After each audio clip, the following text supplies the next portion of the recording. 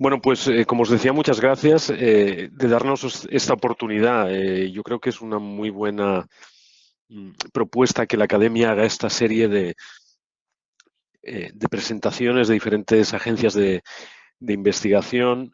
Eh, yo creo que no solo porque os puede permitir tener un conocimiento mejor y de mejorar vuestras posibilidades al acceso de estos esquemas de financiación, sino porque además nos da la oportunidad a nosotros de contrastar cuáles son nuestros esquemas y cómo están diseñados. Yo creo que vuestra opinión es importantísima para el futuro de nuestros esquemas porque, en definitiva, sois quienes os tenéis que beneficiar de ellos, ¿no?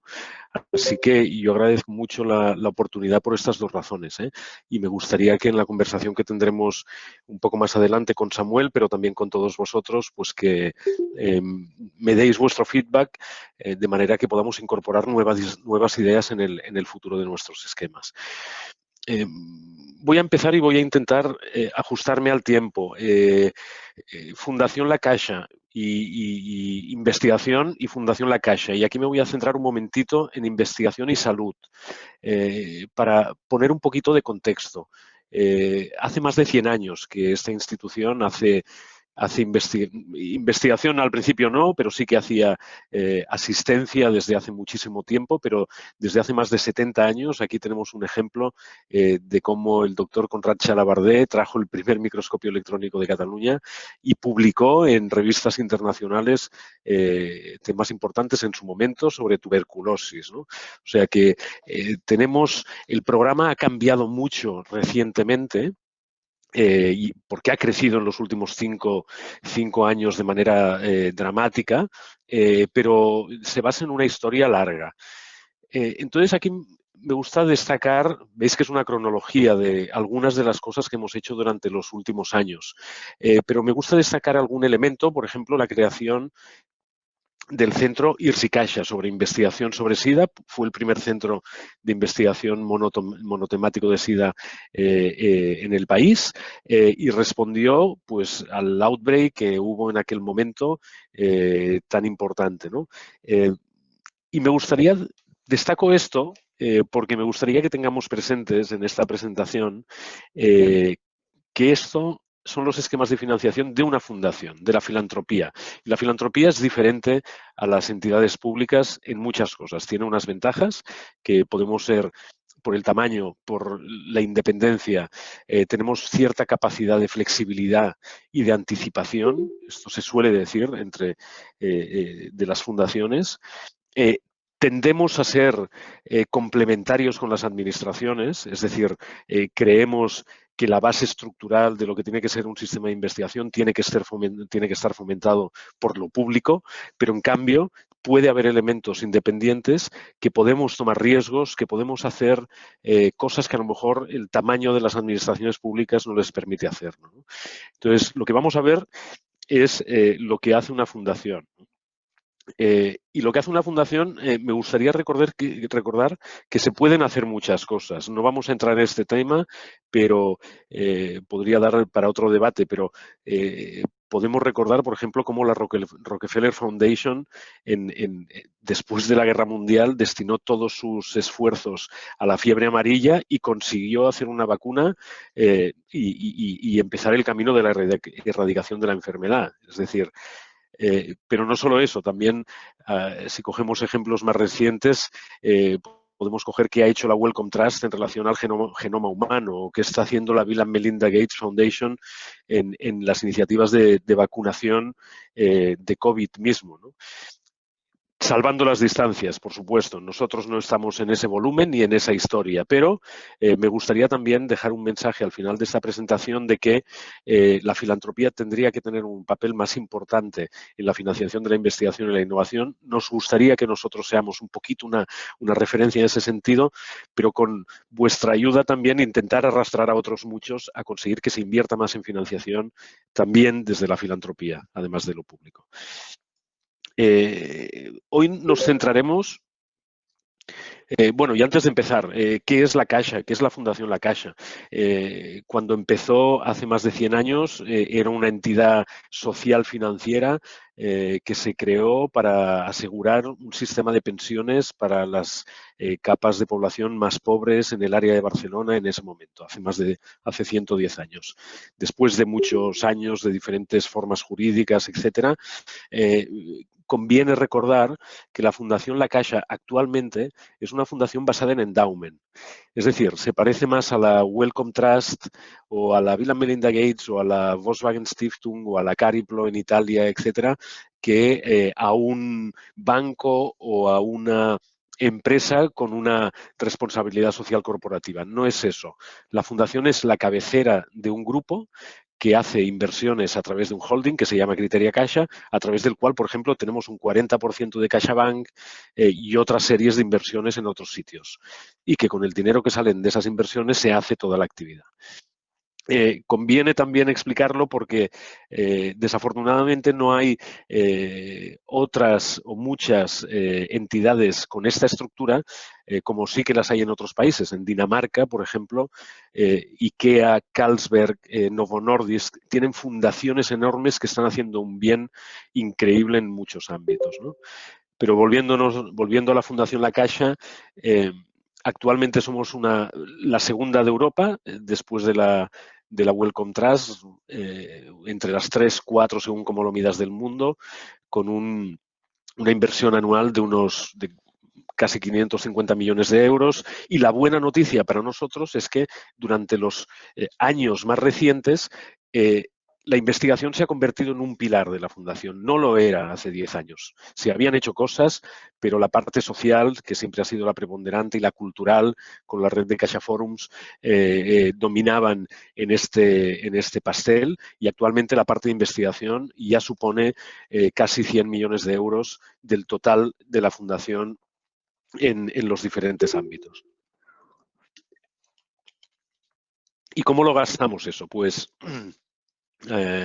bueno, primero entraré ahora en cuáles son los diferentes programas, pero ese volumen presupuestario se traduce en algo que cuando lo explicamos a nuestros órganos de gobierno y a otros grupos de interés, pues bueno, es algo muy relevante. Tenemos más de 2.800 investigadores involucrados a día de hoy. Involucrados quiere decir que nos reportan person month, o sea, no, seguro que me entendéis, pero el volumen de investigadores a tiempo completo sería más de 1.000, es decir, somos como un centro muy grande o como una universidad pequeña, es decir, tenemos cierto volumen y cierta capacidad de impacto científico que además está creciendo por el aumento presupuestario que hemos tenido durante los últimos años. Aquí lo vemos, el número de revistas publicadas que esperamos, perdón, de artículos publicados que seguirá creciendo durante por lo menos 3 años más hasta que tengamos una velocidad de crucero muy alta. Tengo también indicadores de excelencia en top 10, en top 1, etcétera, pero no voy a entrar más que decir, por ejemplo, que según algunos cálculos que tenemos, más o menos triplicamos la capacidad de impacto de la media de España y Portugal, que es nuestro territorio privilegiado. Quiere decir que las publicaciones que nos hacen acknowledge y que han sido hechas a través de nuestros programas multiplican por 3 la cita media. Pero no solo nos fijamos en excelencia, sino que también en impacto, pacientes en ensayos clínicos a través de nuestras colaboraciones estratégicas, spin-offs nuevas, etcétera, etcétera. Y todo eso lo hacemos a través de muchas cosas, pero hoy me voy a centrar en los programas competitivos. También tenemos aportaciones estructurales a centros de investigación en diferentes ámbitos. También tenemos, antes agradezco las palabras del presidente que destacaban mi contribución con el querido Jorge Wagensberg en el Museo de la Ciencia de Barcelona, Cosmocaixa. También tenemos esa pata de divulgación, pero hoy nos vamos a centrar más en las convocatorias competitivas. Y ahí tenemos una primera visión. Programas de investigación y salud, preferentemente la Fundación La Caixa desde hace años se centra en este ámbito a través de la convocatoria Health Research, que el año pasado dio 18 millones de euros y este año tenemos un presupuesto parecido. El programa de innovación, y en los programas de becas tenemos los Junior Leader, los Infinite y la convocatoria de Ciencias Sociales. Voy a ir avanzando porque lo que me gustaría realmente es que tengamos tiempo para conversar, ¿eh? La convocatoria Health Research. Aquí, y voy a intentar ir más allá de las cifras, porque estamos ante una, digamos, audiencia ilustrada y quiero que tengamos esa conversación. Pero aquí, ¿qué buscábamos? Aquí, en el momento en que la lanzamos hace 4 años, estamos en la 4ª edición, veíamos que en España teníamos unas 5 o 6 Consolidator Grants en Life Sciences al año, más o menos, 5 o 6, entre 4, 7, 8 algún año, ¿no? Por otro lado, veíamos muchas presentaciones a ERC que se quedaban a las puertas.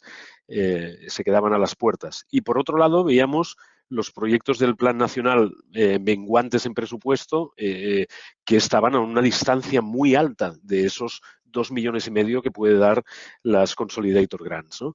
Y buscamos un programa que estuviera entre medio, o sea, que pueda hacer de tracción de la excelencia, que se queda a las puertas o que casi está en nivel ERC, pero que aún no lo consigue, para conseguir hacer ese efecto tracción y conseguir realmente, podría ser uno de nuestros indicadores de éxito, si consiguiéramos que en unos años más investigadores se pongan en la posibilidad de atraer ERCs a España, ¿no?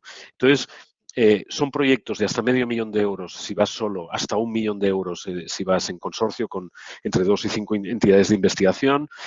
Hemos dado ya 75 proyectos con 50 millones. Vamos a tener 100 proyectos en marcha ongoing por la duración de los proyectos en cada momento, en un momento dado. Eso requiere un esfuerzo de seguimiento también muy importante. Destacar que el Gobierno de Portugal decidió hacer matching funds con los proyectos que dábamos en Portugal. Eso, si me permitís el comentario, se lo propusimos al Ministerio aquí y por ahora no hemos tenido respuesta, pero estamos seguros de que a lo mejor se lo podrían plantear. Y un dato que nos gusta mucho destacar es el índice de satisfacción de los paneles en los procesos de evaluación, que nos puntúan con un 9,03. Intentamos hacer una selección muy robusta, ¿no? Me gustaría explicar, lo que pasa es que no nos dará tiempo y creo que no vale la pena. Si tenéis alguna pregunta ya volveremos a este aspecto, pero los aspectos de selección son muy importantes para nosotros. Son paneles siempre independientes, totalmente internacionales. Hacemos una fase de peer review remota y por ejemplo, para que veáis el nivel que intentamos hacer las cosas, pues tenemos un sistema de inteligencia artificial para asignar evaluadores internacionales a proyectos. Entonces, contrastamos a través de este sistema las keywords autodefinidas por parte del proyecto con las keywords extraídas de artículos científicos de nuestro pool de más de 3.000 evaluadores que tenemos a disposición trabajando con nosotros. Y ahí intentamos buscar el mejor matching del trío de evaluadores para cada proyecto. Claro, detrás de cada mecanismo, si lo quieres hacer bien, pues te puedes imaginar que hay toda una serie de cosas interesantes que se pueden contar. Si seguimos con el programa Caixa Impulse, y os doy unas pinceladas para que luego tengamos tiempo, el programa Caixa Impulse es un programa diferente que pretende impulsar la transferencia de activos científicos al mercado y a la sociedad. Ahí, ¿qué es lo que veíamos? ¿Cuál es la situación? Cuando empezamos en 2015, ahí veíamos que pese a que España se había convertido en una potencia científica mundial, a nivel europeo pues estamos entre los 5 países con mayor producción. En aquel momento, hablo de 2015, antes de las reducciones muy drásticas, había, digamos, un entorno favorable y una potencia científica importante. Pero en cambio en innovación seguimos actualmente en el número 18 de los 27 de la Unión Europea. Y lo que intentamos ayudar a resolver en este caso es eso. Y tenemos una capacidad importante en la fundación.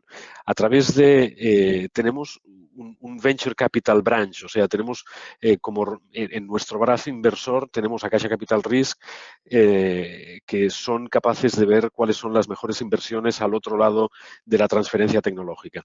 Entonces diseñamos este programa que es Impulse Validate, que impulsa los proyectos más early stage, dándoles un training específico, y el Cash Impulse Consolidate, que son para proyectos un poco más maduros a los que se les hace un programa de acompañamiento diseñado ad hoc. Esto, ¿cómo intentar trasladaros lo que han vivido los investigadores a través de este programa? Pues en la conversación con Samuel es una de las cosas que va a salir.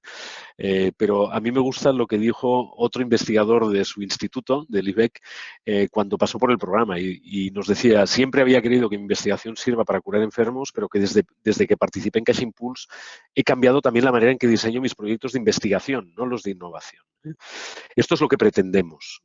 Esto es lo que parece ser que conseguimos, porque el índice de satisfacción de los investigadores, más de 130 IPs que han participado en nuestros procesos de acompañamiento, nos dan una buena nota de cómo está el programa. Siempre hay cosas a mejorar y eso es de lo que me gustaría hablar más tarde.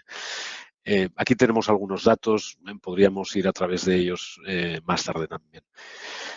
No solo hacemos ciencias de la vida, tenemos una convocatoria de ciencias sociales y de ella me gustaría destacar el aspecto posiblemente más diferencial.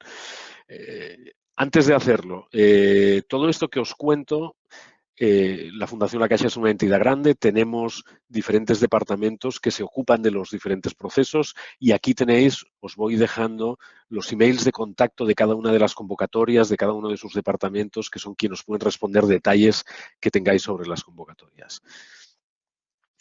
Sobre la convocatoria de Ciencias Sociales, es una convocatoria también que una de sus características es que da buenos proyectos de 100.000 euros, damos unos 15 proyectos, pero una parte importante de esto es que como intentamos que sean proyectos que intenten comprender los retos sociales de España actuales y futuros, no solo la selección de los proyectos no solo se hace a través de expertos académicos, sino también de expertos no académicos, de entidades sociales, periodistas, etcétera. Os explicaría si tenéis alguna duda, pero es un proceso muy interesante en el que hay una primera fase, una letter of intent, en el que primero pasa por una evaluación científica, pero también una evaluación de impacto social por expertos académicos y no académicos, y después la propuesta larga de los finalistas es evaluada en su propuesta metodológica, etcétera, otra vez por expertos académicos. Las becas de la Caixa. Las becas de la Caixa es probablemente el programa que si preguntas a cualquiera en la calle, el programa más conocido de la Fundación La Caixa es el de las becas. Tiene más de 30 años, sobre todo en la parte inicial, las becas de posgrado en el extranjero. Ya hay un alumni de más de 5.000 personas que han tenido estas becas, entre los que hay personas muy destacadas en el ámbito empresarial, pero en el ámbito de investigación también, en el ámbito político, etcétera. Y durante muchos años la Fundación La Caixa tuvo esas becas únicamente. Pero desde, como os decía, hace unos años que empezamos ese crecimiento exponencial de la inversión en investigación, se decidió fomentar la carrera científica a través de unas becas de doctorado y unas becas de postdoctorado también. Y un par de pinceladas de cada una de ellas. Las becas de doctorado Infinite son unas becas de doctorado. Aquí yo diría, esta empezó hace 15 años en 4 centros muy competitivos, 2 de Madrid y 2 de Barcelona, y luego se ha ido expandiendo, lo hemos podido ir ampliando y actualmente está llegando a todos los centros Severo Ochoa y a las unidades María de Maeztu. es para la diferencia, o sea, el racional que había detrás era también conseguir hacer unos programas, digamos, que den soporte a toda la carrera científica, además con unos sueldos competitivos y con unas ayudas para investigación importantes, ¿no? Eh, por ejemplo, lo vemos claramente con las becas de postdoctorado en España y Portugal. Postdoctorado entendemos el primero, digamos, de entre 2 y 7 años después del doctorado, y que da un coste máximo por beca de unos 300.000 euros, de los cuales 60.000 por año van a sueldo y 40.000 por año van a investigación. Por lo tanto, a una mochila, digamos, de investigación. Por lo tanto, son becas muy competitivas. Aquí lo que intentamos es ser competitivos en un momento en el que estábamos perdiendo talento, más allá de la movilidad natural del proceso de la carrera de investigación, pero aquí lo que queríamos era ser competitivos también a nivel de sueldos con los otros países europeos. Muchas veces nuestros programas pretenden tener un efecto contraste con lo que está pasando alrededor. Ahora estamos viendo, y es un grandísimo anuncio, que parece que se van a multiplicar las ayudas que está preparando el Ministerio. Nos gusta pensar en algunos de nuestros programas que intentamos con esa agilidad, digamos, que se les supone y que con la que deben trabajar las fundaciones, que a veces pueden mostrar camino en cómo algunas cosas deberían hacerse.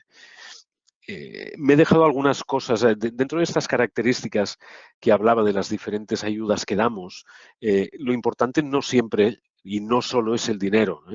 También ofrecemos, como habéis visto en el programa anterior, unos apoyos que a través de training, de seminarios, de networking entre nuestros diferentes investigadores, y que nos lo agradecen muchísimo, a veces más que el dinero. No es solo cuánto hacemos y cómo lo hacemos a nivel económico, sino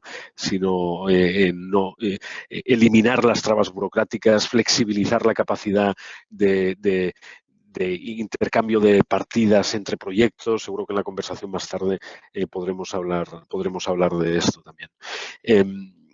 Y este es un ejemplo. Yo creo que ya estoy acabando, efectivamente, y así damos tiempo a la conversación, pero me gustaría también trasladaros un mensaje, digamos, como de esperanza, pero también un call to action. Desde el punto de vista, aquí vuelvo al ejemplo que os decía antes de la Rockefeller Foundation, que para mí la verdad es que es muy visionario. En 1915 decidieron que a través de la investigación iban a intentar erradicar la fiebre amarilla. Eso no era evidente en ese momento, que a través de la investigación se podía hacer. Y lo consiguieron, hicieron una vacuna, pero además una network de laboratorios que actualmente son, como sabéis, de altísima excelencia. Eso fue una de los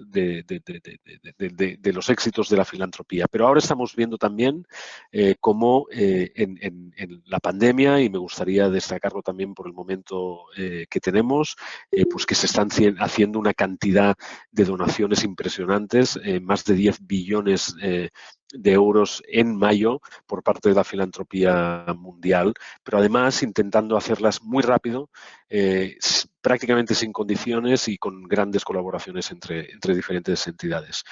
Quiero decir, las fundaciones pueden hacer muchísimo dentro de lo que deben hacer. No tienen que sustituir al Estado, creo, en la estructuración de la carrera científica del ecosistema de innovación, pero pueden aportar ese punto de agilidad, de capacidad de enfocar problemas específicos, de mostrar caminos alternativos, etcétera.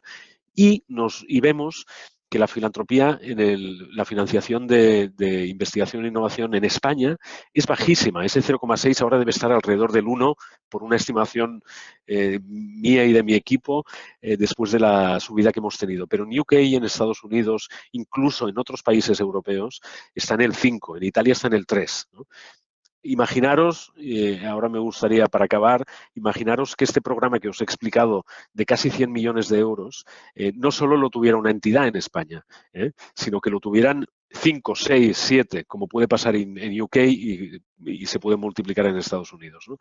El call to action sería para pensar, oye, en vuestras conversaciones con la gente de empresas, con las entidades privadas, con las familias, la financiación en investigación a través de la filantropía da resultados y aquí tenemos muchísimo camino por recorrer y me gustaría que nuestro programa también pueda ser una vía para ilustrar a otros cómo podría hacerse.